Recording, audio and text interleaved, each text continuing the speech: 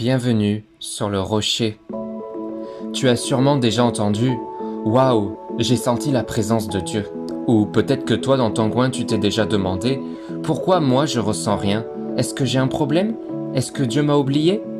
Aujourd'hui, on va plonger dans une vraie question. Peut-on ressentir le Saint-Esprit?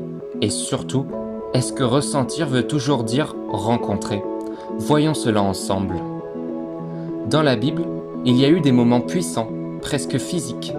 La Pentecôte, dans Actes chapitre 2, un vent violent, des langues de feu, des disciples qui parlent dans des langues inconnues.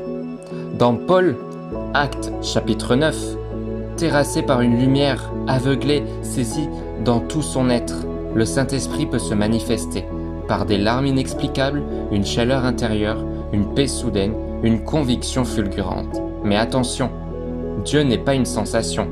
Ce ne sont que des signes ponctuels, pas la preuve ultime de sa présence. Le piège, c'est de croire que si tu ressens rien, c'est que Dieu n'est pas là. Mais la foi, ce n'est pas une question de frisson. Nous marchons par la foi, non par la vue. 2 Corinthiens chapitre 5 au verset 7. Dieu est esprit. Il agit au-delà de tes sens. Parfois, il agit en silence.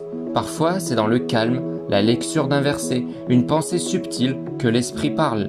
Même dans ton désert spirituel, il travaille. Le silence de Dieu n'est pas une absence, c'est souvent là qu'il te forme le plus profondément. Quand il sera venu, il convaincra le monde. Jean chapitre 16 au verset 8. Le Saint-Esprit vient te convaincre, pas juste te toucher. Il pointe un péché que tu ignores, il te pousse à pardonner quand tu n'en as pas envie. Il te redirige vers un chemin de sainteté, même si c'est difficile. Le Saint-Esprit transforme plus qu'il ne fait vibrer.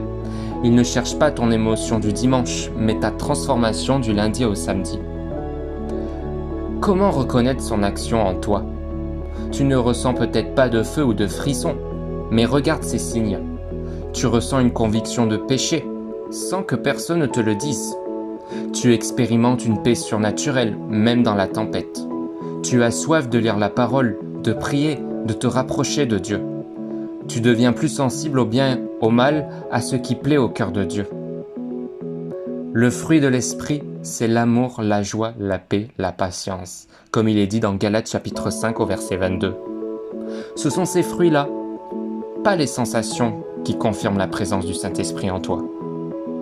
Oui, parfois tu peux ressentir sa présence dans tout ton corps, mais même quand ton cœur est sec, il agit. Le Saint-Esprit n'est pas juste une émotion dans une réunion. Il est ton enseignant, ton consolateur, ton guide chaque jour. Alors aujourd'hui, si tu ne ressens rien, ne doute pas de lui. Crois, obéis, laisse-le te former. Et tu verras que le ressenti passera, mais la transformation restera. Si cette vidéo t'a rendu utile, n'hésite pas à liker et à t'abonner pour plus d'enseignements bibliques. À demain.